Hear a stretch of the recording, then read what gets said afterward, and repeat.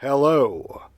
This is John T. Rhapsodes Esquire, purveyor of awesome old-school audio stories, bringing you the classic horror story, The Pit and the Pendulum, from 1842 by Edgar Allan Poe. Poe walked the earth from 1809 to 1849, mostly in the northeastern United States. In the introduction of the following story, Poe sets forth a poem in Latin he described as a quatrain composed for the gates of a market to be erected upon the site of the Jacobin clubhouse at Paris. I will not be reading the original Latin, but will say that the poem refers to the left-wing political club called the Jacobins, who were instrumental in the Reign of Terror from around 1789 to 1794, during the French Revolution, which included, among other things, show trials and executions of over 10,000 people for political crimes. Essentially, Poe's Latin poem, very loosely translated, indicates that in Paris there was a mob of torturers who in a political frenzy tortured many innocent people, and that thankfully now life appears where death once reigned.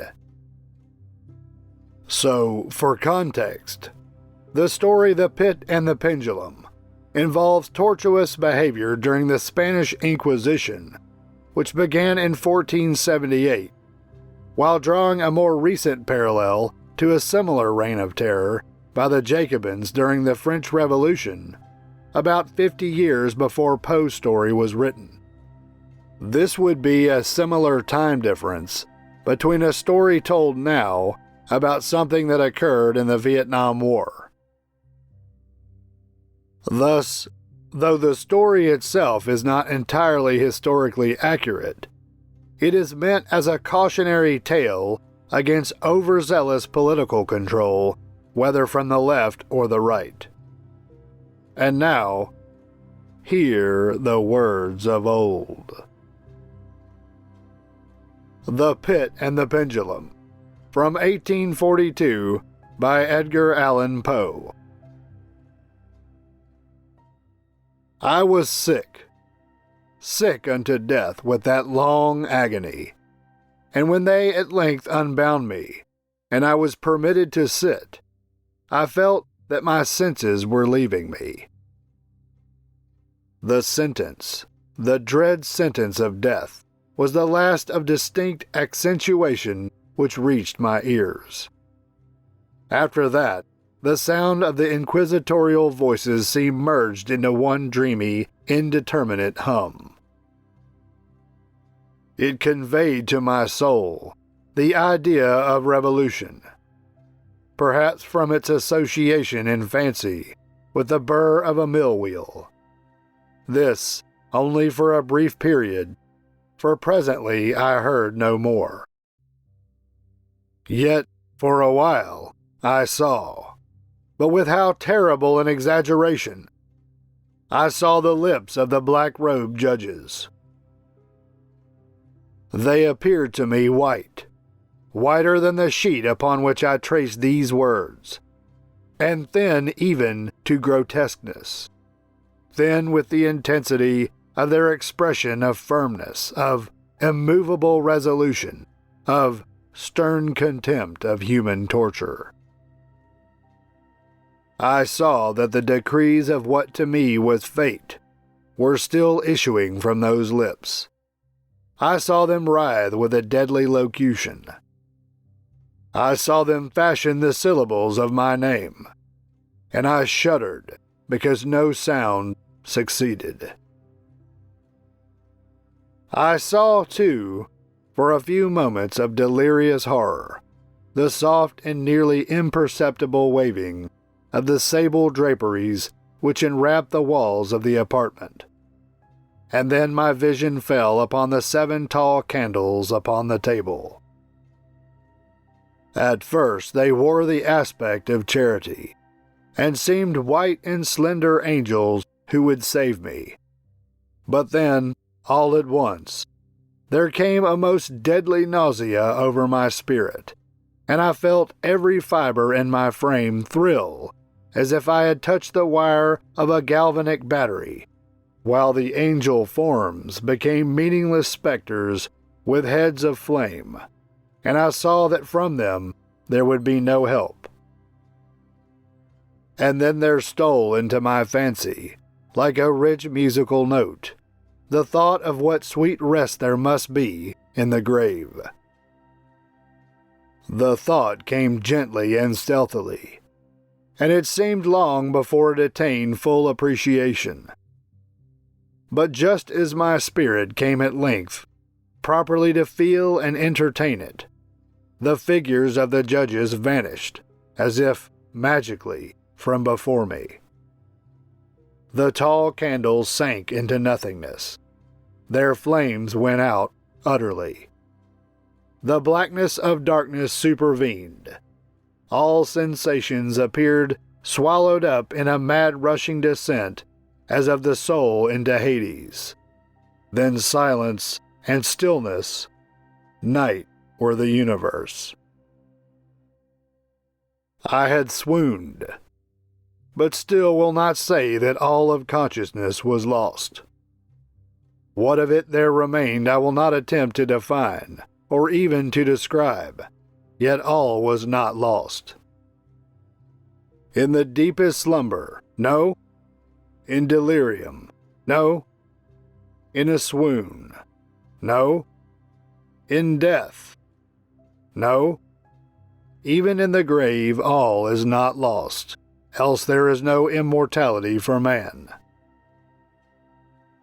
Arousing from the most profound of slumbers, we break the gossamer web of some dream. Yet in a second afterward, so frail may that web have been, we remember not that we have dreamed.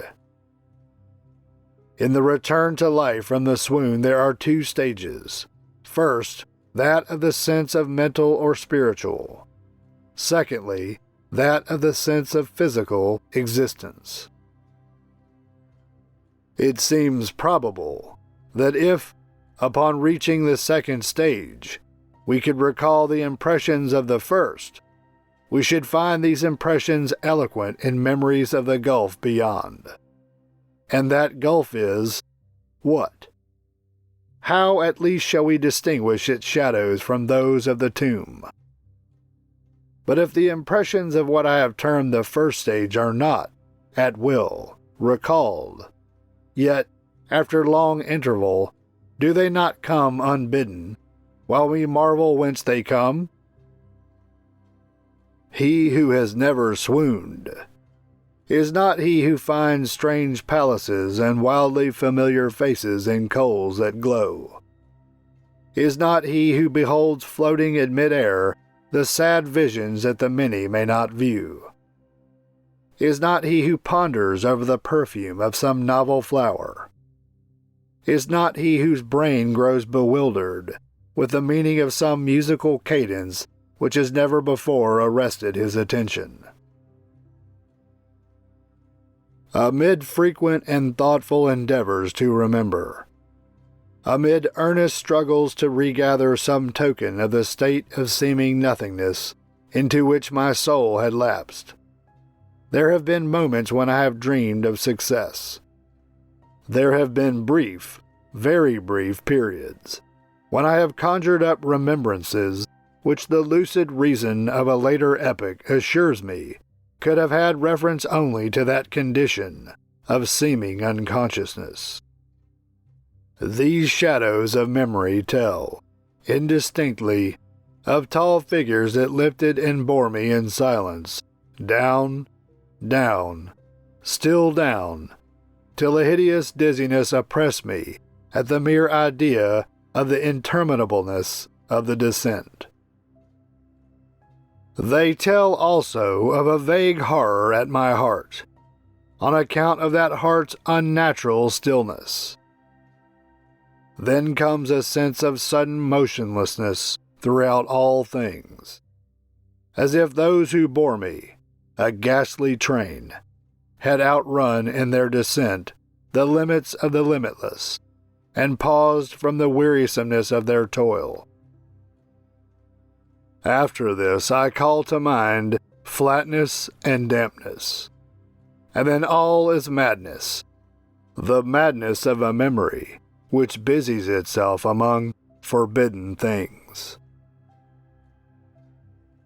Very suddenly there came back to my soul motion and sound, the tumultuous motion of the heart, and, in my ears, the sound of its beating. Then a pause in which all is blank. Then again sound and motion and touch, a tingling sensation pervading my frame. Then the mere consciousness of existence, without thought, a condition which lasted long. Then, very suddenly, thought and shuddering terror, an earnest endeavor to comprehend my true state. Then, a strong desire to lapse into insensibility. Then a rushing revival of soul and a successful effort to move. And now, a full memory of the trial, of the judges, of the sable draperies, of the sentence, of the sickness, of the swoon.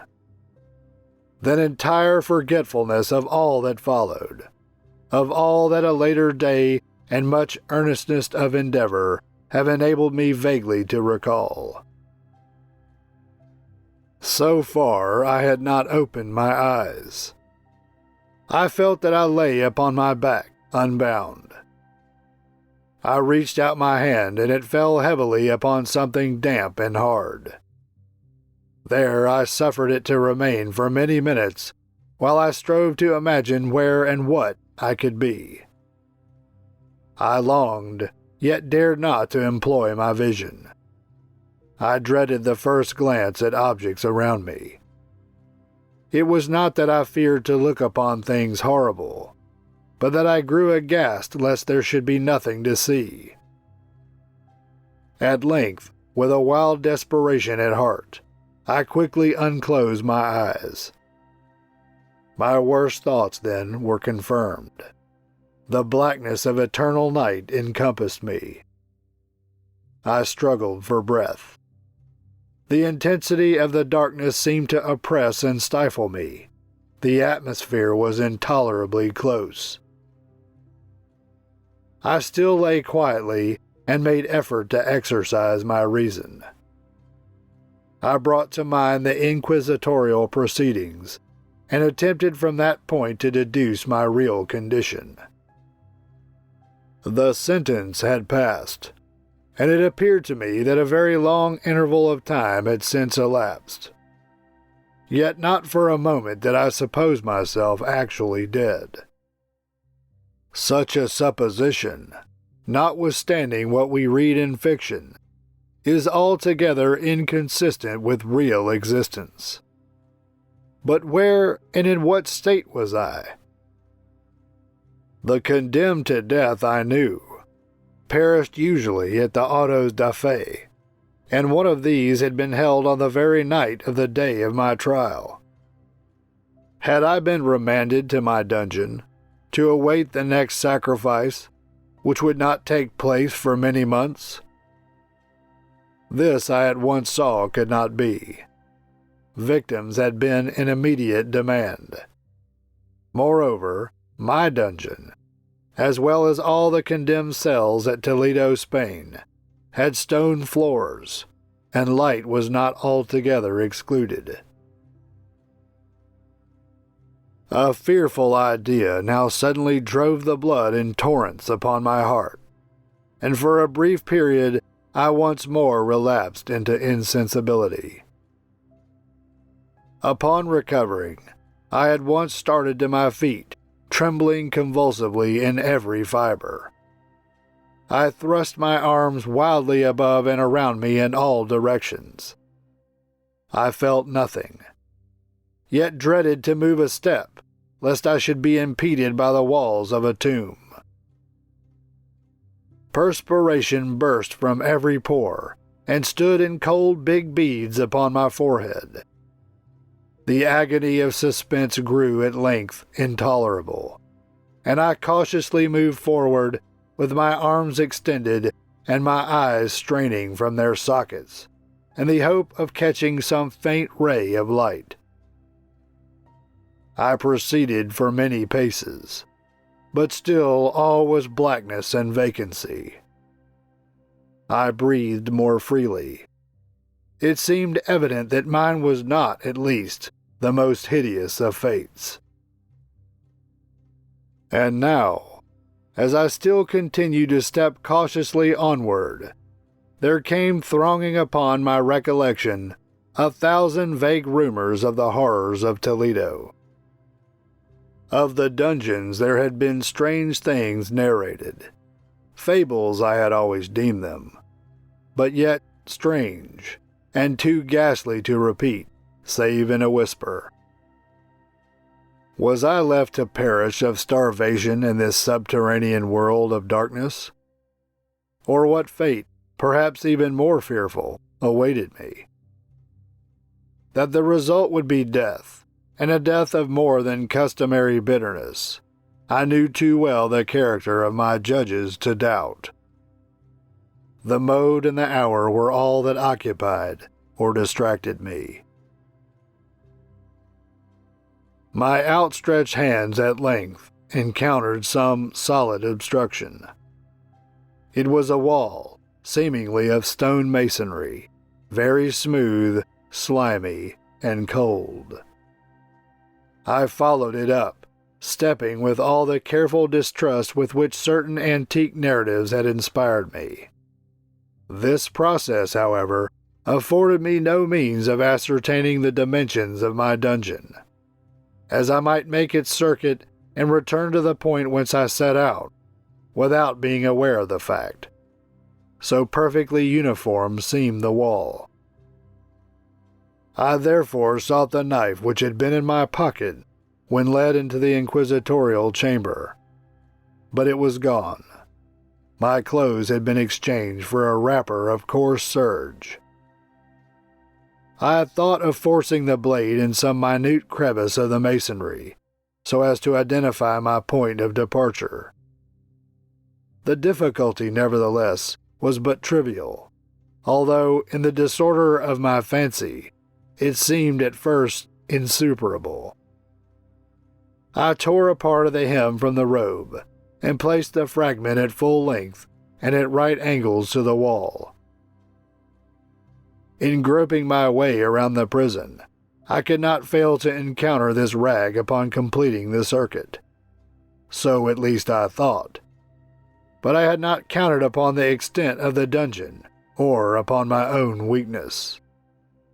The ground was moist and slippery.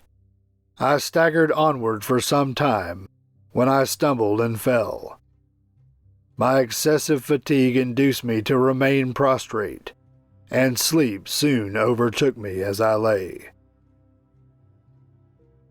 Upon awaking, and stretching forth an arm, I found beside me a loaf and a pitcher with water. I was too much exhausted to reflect upon this circumstance, but ate and drank with avidity. Shortly afterward I resumed my tour around the prison, and with much toil came at last upon the fragment of the serge. Up to the period when I fell, I had counted 52 paces, and upon resuming my walk, I had counted 48 more when I arrived at the rag. There were in all, then, 100 paces, and admitting 2 paces to the yard, I presumed the dungeon to be 50 yards in circuit. I had met, however, with many angles in the wall, and thus I could form no guess at the shape of the vault, for vault I could not help supposing it to be. I had little object, certainly no hope in these researches, but a vague curiosity prompted me to continue them. Quitting the wall, I resolved to cross the area of the enclosure. At first I proceeded with extreme caution, for the floor, although seemingly of solid material, was treacherous with slime. At length, however, I took courage and did not hesitate to step firmly, endeavoring to cross in as direct a line as possible. I had advanced some 10 or 12 paces in this manner, when the remnant of the torn hem of my robe became entangled between my legs. I stepped on it and fell violently on my face. In the confusion attending my fall, I did not immediately apprehend a somewhat startling circumstance, which yet, in a few seconds afterward, and while I still lay prostrate, arrested my attention. It was this. My chin rested upon the floor of the prison, but my lips and the upper portion of my head, although seemingly at a less elevation than the chin, touched nothing. At the same time, my forehead seemed bathed in a clammy vapor, and the peculiar smell of decayed fungus arose to my nostrils. I put forward my arm and shuddered to find that I had fallen at the very brink of a circular pit, whose extent, of course, I had no means of ascertaining at the moment. Groping about the masonry just below the margin, I succeeded in dislodging a small fragment and let it fall into the abyss. For many seconds I hearkened to its reverberations as it dashed against the sides of the chasm in its descent. At length there was a sullen plunge into water, succeeded by loud echoes. At the same moment there came a sound resembling the quick opening and as rapid closing of a door overhead, while a faint gleam of light flashed suddenly through the gloom and as suddenly faded away. I saw clearly the doom which had been prepared for me, and congratulated myself upon the timely accident by which I had escaped. Another step before my fall, and the world had seen me no more. And the death just avoided was of that very character which I had regarded as fabulous and frivolous in the tales respecting the Inquisition. To the victims of its tyranny, there was the choice of death with its direst physical agonies, or death with its most hideous moral horrors. I had been reserved for the latter. By long suffering, my nerves had been unstrung, until I trembled at the sound of my own voice, and had become in every respect a fitting subject for the species of torture which awaited me. Shaking in every limb, I groped my way back to the wall, resolving there to perish rather than risk the terrors of the wells, of which my imagination now pictured many in various positions about the dungeon. In other conditions of mind, I might have had the courage to end my misery at once by a plunge into one of these abysses, but now I was the veriest of cowards. Neither could I forget what I had read of these pits, that the sudden extinction of life formed no part of their most horrible plan. Agitation of spirit kept me awake for many long hours, but at length I again slumbered. Upon arousing, I found by my side, as before, a loaf and a pitcher of water. A burning thirst consumed me, and I emptied the vessel at a draught. It must have been drugged, for scarcely had I drunk before I became irresistibly drowsy.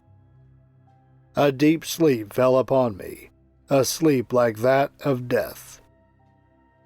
How long it lasted, of course, I know not. But when, once again, I unclosed my eyes, the objects around me were visible. By a wild sulphurous luster, the origin of which I could not at first determine, I was enabled to see the extent and aspect of the prison. In its size I had been greatly mistaken. The whole circuit of its walls did not exceed 25 yards. For some minutes this fact occasioned me a world of vain trouble. Vain indeed, for what could be of less importance, under the terrible circumstances which environed me, than the mere dimensions of my dungeon? But my soul took a wild interest in trifles, and I busied myself in endeavors to account for the error I had committed in my measurement. The truth at length flashed upon me. In my first attempt at exploration, I had counted 52 paces, up to the period when I fell. I must then have been within a pace or two of the fragment of the surge. In fact, I had nearly performed the circuit of the vault. I then slept, and upon wakening I must have returned upon my steps, thus supposing the circuit nearly double what it actually was. My confusion of mind prevented me from observing that I began my tour with the wall to the left, and ended it with the wall to the right. I had been deceived, too, in respect to the shape of the enclosure. In feeling my way, I had found many angles, and thus deduced an idea of great irregularity. So potent is the effect of total darkness upon one arousing from lethargy or sleep. The angles were simply those of a few slight depressions, or niches, at odd intervals. The general shape of the prison was square. What I had taken for masonry seemed now to be iron, or some other metal, in huge plates, whose sutures or joints occasioned the depression.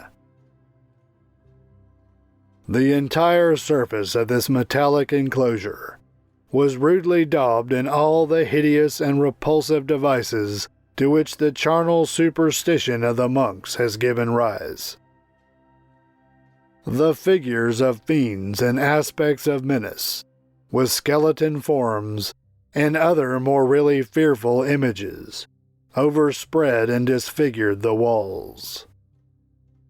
I observed that the outlines of these monstrosities were sufficiently distinct, but that the colors seemed faded and blurred as if from the effects of a damp atmosphere. I now noticed the floor, too, which was of stone. In the center yawned the circular pit from whose jaws I had escaped, but it was the only one in the dungeon. All this I saw indistinctly, and by much effort, for my personal condition had been greatly changed during slumber. I now lay upon my back, and at full length on a species of low framework of wood. To this I was securely bound by a long strap resembling a surcingle, or the strap that goes around a horse's body to secure a saddle. It passed in many convolutions about my limbs and body, leaving at liberty only my head, and my left arm to such extent that I could, by dint of much exertion, supply myself with food from an earthen dish which lay by my side on the floor. I saw, to my horror, that the pitcher had been removed. I say to my horror, for I was consumed with intolerable thirst. This thirst it appeared to be the design of my persecutors to stimulate, for the food in the dish was meat pungently seasoned. Looking upward, I surveyed the ceiling of my prison. It was some 30 or 40 feet overhead, and constructed much as the side walls. In one of its panels, a very singular figure riveted my whole attention. It was the painted figure of Time, as he is commonly represented, save that in lieu of a scythe, he held what, at a casual glance, I supposed to be the pictured image of a huge pendulum, such as we see on antique clocks. There was something, however, in the appearance of this machine, which caused me to regard it more attentively. While I gazed directly upward at it, for its position was immediately over my own, I fancied that I saw it in motion. In an instant afterward, the fancy was confirmed. Its sweep was brief and, of course, slow. I watched it for some minutes, somewhat in fear, but more in wonder. Wearied at length with observing its dull movement, I turned my eyes upon the other objects in the cell. A slight noise attracted my notice, and, looking to the floor, I saw several enormous rats traversing it. They had issued from the well, which lay just within view to my right. Even then, while I gazed, they came up in troops, hurriedly, with ravenous eyes, allured by the scent of the meat. From this it required much effort and attention to scare them away. It might have been half an hour, perhaps even an hour, for I could take but imperfect note of time, before I again cast my eyes upward. What I then saw confounded and amazed me. The sweep of the pendulum had increased in extent by nearly a yard. As a natural consequence, its velocity was also much greater. But what mainly disturbed me was the idea that it had perceptibly descended. I now observed, with what horror it is needless to say, that its nether extremity was formed of a crescent of glittering steel, about a foot in length from horn to horn, the horns upward and the under edge evidently as keen as that of a razor. Like a razor also, it seemed massy and heavy, tapering from the edge into a solid and broad structure above. It was appended to a weighty rod of brass, and the whole hissed as it swung through the air. I could no longer doubt the doom prepared for me by monkish ingenuity in torture. My cognizance of the pit had become known to the inquisitorial agents. The pit, whose horrors had been destined for so bold a recusant or English Catholic as myself. The pit, typical of hell and regarded by rumor as the Ultima Thule or northernmost land of all their punishments. The plunge into this pit I had avoided by the merest of accidents. I knew that surprise or entrapment into torment formed an important portion of all the grotesquerie of these dungeon deaths. Having failed to fall, it was no part of the demon plan to hurl me into the abyss, and thus, there being no alternative, a different and a milder destruction awaited me. Milder. I half smiled in my agony as I thought of such application of such a term. What boots it to tell of the long, long hours of horror more than mortal, during which I counted the rushing vibrations of the steel. Inch by inch, line by line, with a descent only appreciable at intervals that seemed ages, down and still down it came. Days passed. It might have been that many days passed, ere it swept so closely over me as to fan me with its acrid breath. The odor of the sharp steel forced itself into my nostrils. I prayed. I wearied heaven with my prayer for its more speedy descent.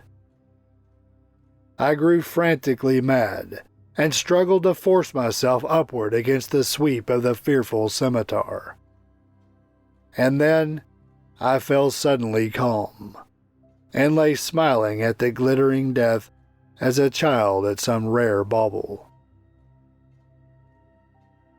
There was another interval of utter insensibility.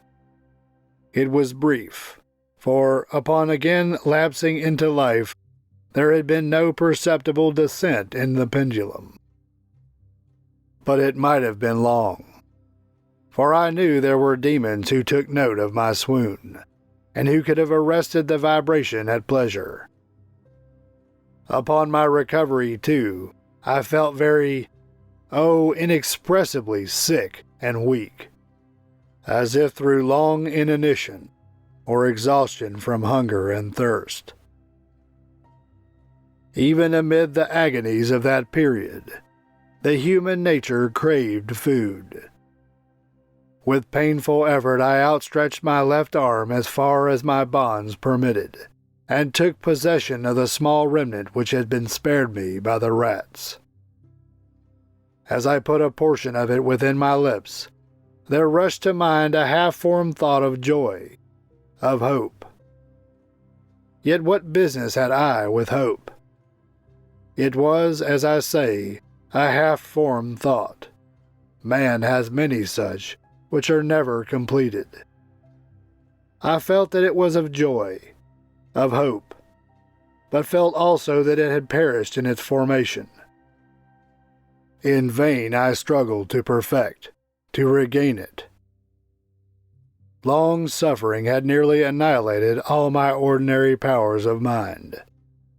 I was an imbecile, an idiot. The vibration of the pendulum was at right angles to my length. I saw that the crescent was designed to cross the region of the heart. It would fray the serge of my robe. It would return and repeat its operations again and again.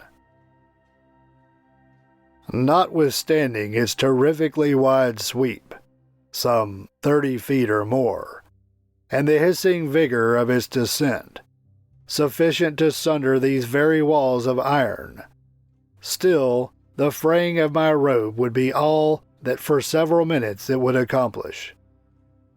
And at this thought I paused. I dared not go farther than this reflection.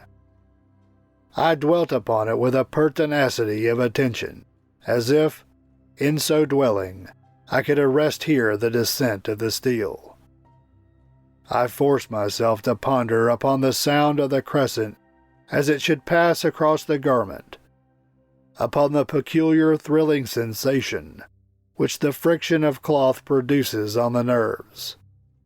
I pondered upon all this frivolity until my teeth were on edge. Down, steadily down, it crept. I took a frenzied pleasure in contrasting its downward with its lateral velocity.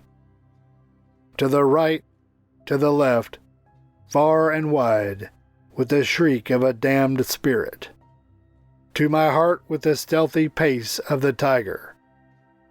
I alternately laughed and howled as the one or the other idea grew predominant. Down, certainly, relentlessly, down. It vibrated within 3 inches of my bosom. I struggled violently, furiously to free my left arm. This was free only from the elbow to the hand. I could reach the latter from the platter beside me to my mouth with great effort, but no farther. Could I have broken the fastenings above the elbow, I would have seized and attempted to arrest the pendulum. I might as well have attempted to arrest an avalanche. Down, still unceasingly, still inevitably down. I gasped and struggled at each vibration. I shrunk convulsively at its every sweep. My eyes followed its outward or upward whirls with the eagerness of the most unmeaning despair. They closed themselves spasmodically at the descent, although death would have been a relief, oh, how unspeakable. Still I quivered in every nerve to think how slight a sinking of the machinery would precipitate that keen, glistening axe upon my bosom. It was hope that prompted the nerve to quiver, the frame to shrink. It was hope. The hope that triumphs on the rack, that whispers to the death-condemned even in the dungeons of the Inquisition. I saw that some 10 or 12 vibrations would bring the steel in actual contact with my robe, and with this observation there suddenly came over my spirit all the keen collected calmness of despair. For the first time during many hours, or perhaps days, I thought. It now occurred to me that the bandage, or surcingle, which enveloped me, was unique. I was tied by no separate cord.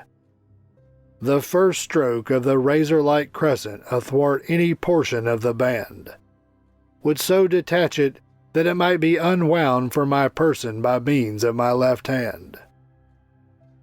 But how fearful, in that case, the proximity of the steel. The result of the slightest struggle, how deadly. Was it likely, moreover, that the minions of the torturer had not foreseen and provided for this possibility? Was it probable that the bandage crossed my bosom in the track of the pendulum? Dreading to find my faint, and as it seemed, my last hope frustrated, I so far elevated my head as to obtain a distinct view of my breast.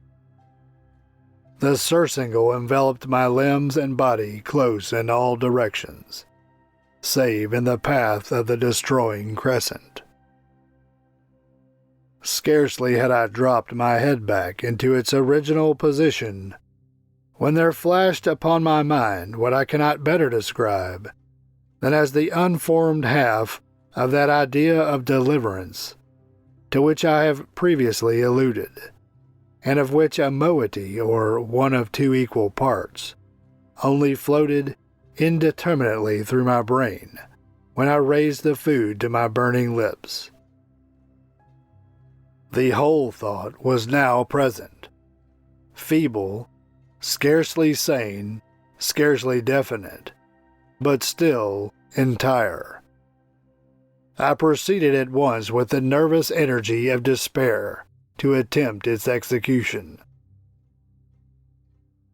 For many hours the immediate vicinity of the low framework upon which I lay had been literally swarming with rats. They were wild, bold, ravenous, their red eyes glaring upon me as if they waited but for motionlessness on my part to make me their prey. To what food, I thought, had they been accustomed in the well? They had devoured, in spite of all my efforts to prevent them, all but a small remnant of the contents of the dish. I had fallen into an habitual seesaw, or wave of the hand about the platter, and at length the unconscious uniformity of the movement deprived it of effect. In their voracity, the vermin frequently fastened their sharp fangs in my fingers. With the particles of the oily and spicy viand, or item of food, which now remained, I thoroughly rubbed the bandage wherever I could reach it. Then, raising my hand from the floor, I lay breathlessly still. At first the ravenous animals were startled and terrified at the change, at the cessation of movement. They shrank alarmedly back. Many sought the well. But this was only for a moment. I had not counted in vain upon their voracity. Observing that I remained without motion, one or two of the boldest leaped upon the framework and smelt at the surcingle. This seemed the signal for a general rush. Forth from the well they hurried in fresh troops. They clung to the wood, they overran it, and leaped in hundreds upon my person. The measured movement of the pendulum disturbed them not at all. Avoiding its strokes, they busied themselves with the anointed bandage. They pressed, they swarmed upon me in ever-accumulating heaps. They writhed upon my throat. Their cold lips sought my own. I was half stifled by their thronging pressure. Disgust, for which the world has no name, swelled my bosom, and chilled with a heavy clamminess my heart. Yet 1 minute, and I felt that the struggle would be over. Plainly I perceived the loosening of the bandage. I knew that in more than one place it must be already severed. With a more than human resolution, I lay still.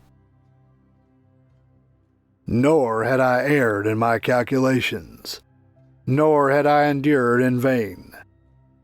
I at length felt that I was free. The surcingle hung in ribbons from my body, but the stroke of the pendulum already pressed upon my bosom. It had divided the serge of the robe. It had cut through the linen beneath. Twice again it swung, and a sharp sense of pain shot through every nerve. But the moment of escape had arrived. At a wave of my hand, my deliverers hurried tumultuously away. With a steady movement, cautious, sidelong, shrinking and slow, I slid from the embrace of the bandage and beyond the reach of the scimitar. For the moment at least, I was free. Free, and in the grasp of the Inquisition. I had scarcely stepped from my wooden bed of horror upon the stone floor of the prison, when the motion of the hellish machine ceased, and I beheld it drawn up by some invisible force through the ceiling. This was a lesson which I took desperately to heart.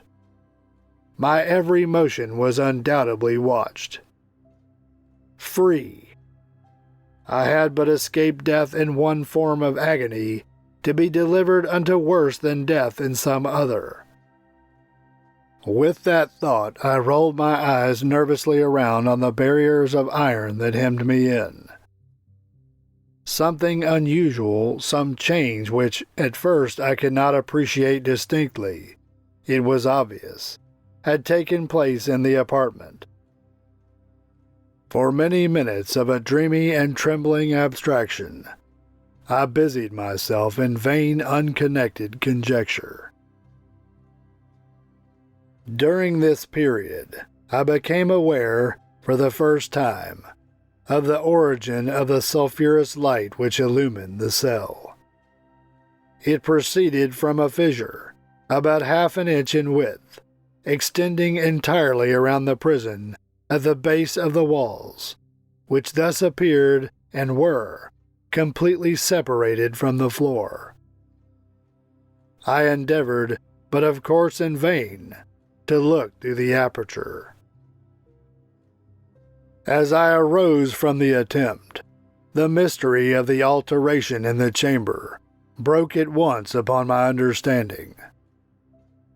I have observed that although the outlines of the figures upon the walls were sufficiently distinct, yet the colors seemed blurred and indefinite.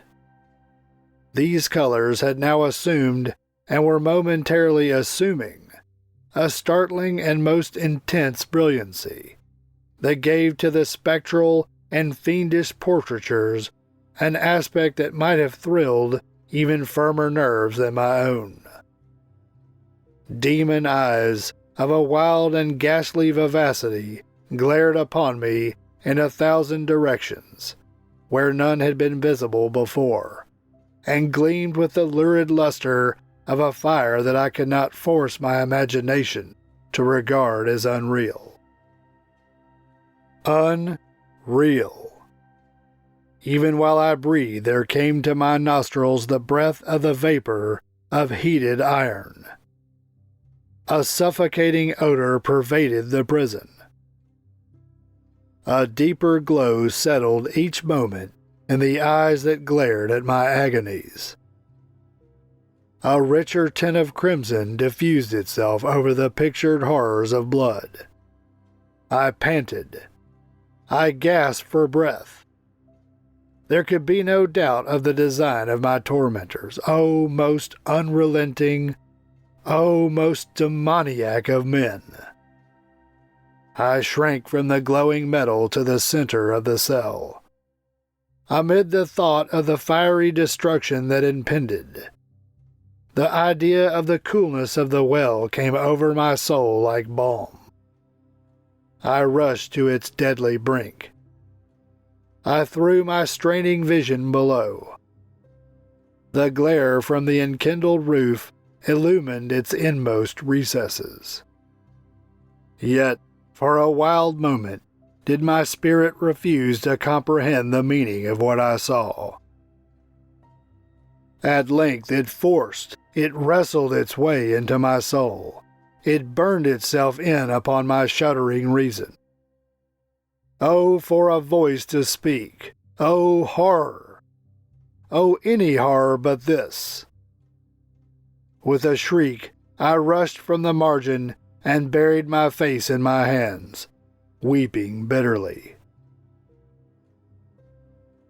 The heat rapidly increased, and once again I looked up, shuddering as with a fit of the ague or fever. There had been a second change in the cell, and now the change was obviously in the form. As before, it was in vain that I, at first, endeavored to appreciate or understand what was taking place. But not long was I left in doubt. The inquisitorial vengeance had been hurried by my twofold escape, and there was to be no more dallying with the King of Terrors. The room had been square. I saw that two of its iron angles were now acute, two, consequently, obtuse. The fearful difference quickly increased with a low rumbling or moaning sound. In an instant, the apartment had shifted its form into that of a lozenge, or diamond shape. But the alteration stopped not here. I neither hoped nor desired it to stop. I could have clasped the red walls to my bosom as a garment of eternal peace. Death, I said, any death but that of the pit. Fool! Might I have not known that into the pit it was the object of the burning iron to urge me? Could I resist its glow? Or, if even that, could I withstand its pressure? And now, flatter and flatter grew the lozenge, with a rapidity that left me no time for contemplation.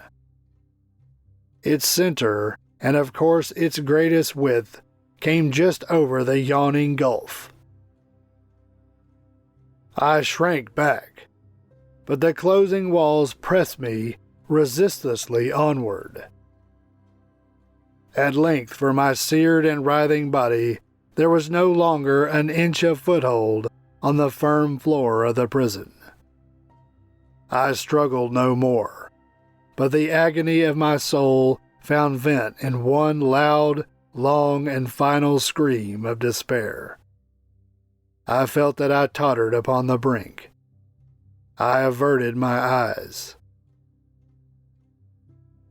There was a discordant hum of human voices. There was a loud blast as of many trumpets. There was a harsh grating as of 1,000 thunders. The fiery walls rushed back. An outstretched arm caught my own as I fell, fainting into the abyss. It was that of General LaSalle. The French army had entered Toledo. The Inquisition was in the hands of its enemies. And that concludes Edgar Allan Poe's 1842 story called The Pit and the Pendulum.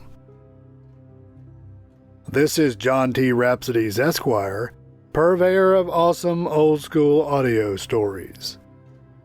Thank you for listening. You can hear more stories like this in the channel's playlists. Find them by staying tuned for the last 20 seconds of this video and clicking on the end screen icons. You can also go to the channel homepage and click on the playlist tab. If you enjoyed this story and would like to hear more, please help me earn the warm embrace of Mr. and Mrs. YouTubes, who look with loving favor upon those channels whose listeners faithfully download the YouTube app, create an account, subscribe to this channel, like, comment, click the notification bell, and share the videos with their friends so that they too can hear the words of old.